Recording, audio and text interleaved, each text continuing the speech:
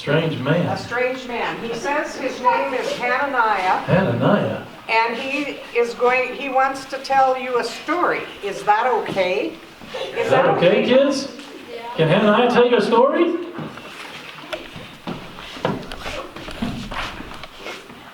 I'm going to tell you a story this morning.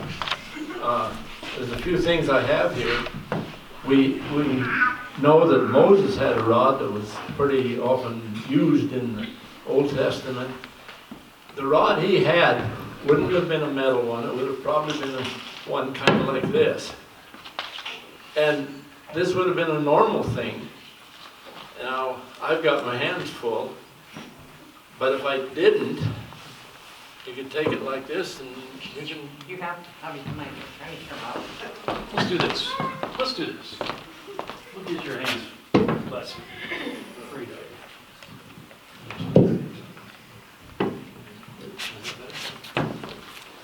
Anyway, this rod would have been a pretty good defensive weapon for everybody to carry. So a lot of people in Bible times would have carried one like this.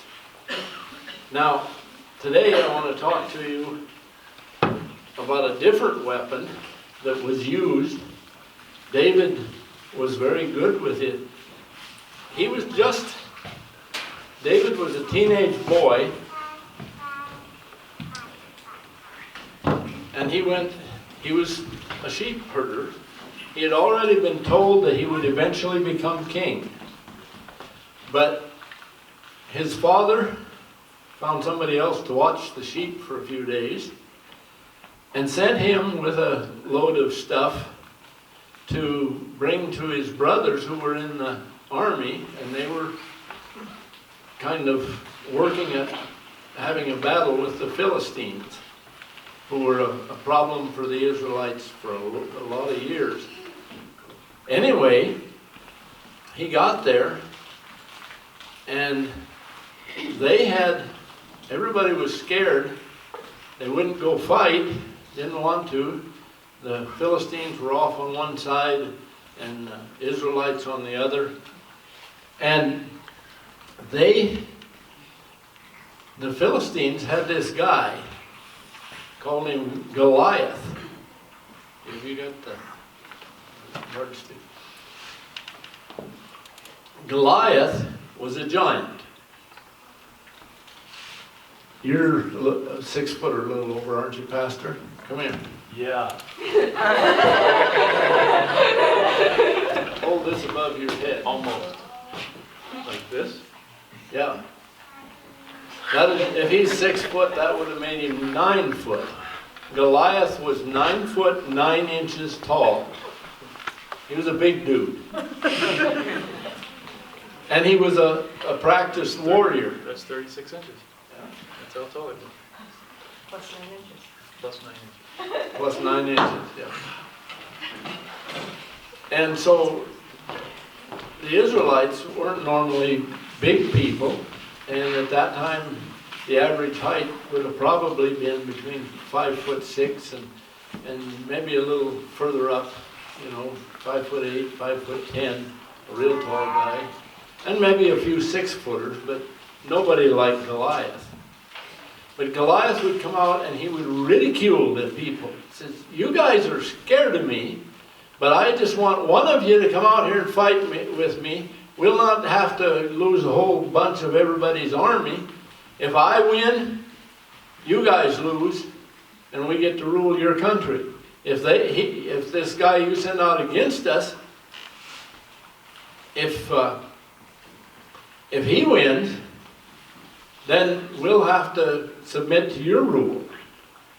And nobody would take him on. And he kept doing this. Every morning he'd come out and bellow his challenge to the Israelite army. Well, David got there and he said, "Why doesn't anybody take this guy on?" And they said, "Well, have you seen how big the guy is? How big his spear is? We couldn't even lift his spear."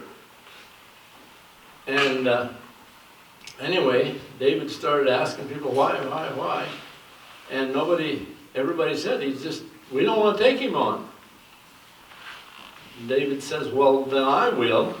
He said, when I was herding sheep, I took on a bear, and I got rid of him. And a lion came to get a lamb, and I took that away from him and killed him. He said, I'm not afraid.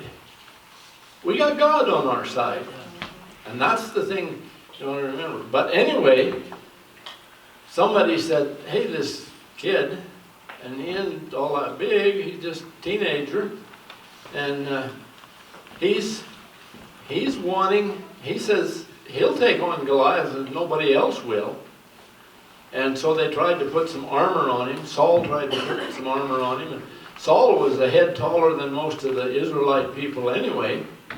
And the armor was too heavy, and David says, forget about it. I don't want that stuff. That'll just slow me down. So he went to a brook, it says, and he took up 5 stones. And he didn't have any armor, but he did have a sling. Now his sling was something like this, and I'm going to see if I can make it work a little bit.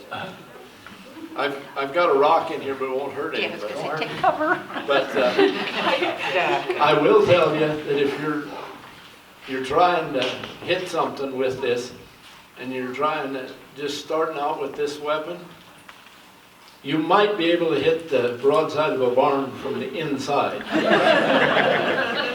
It takes a lot of practice to make it go the direction you want. Oh, well, we won't even throw it. But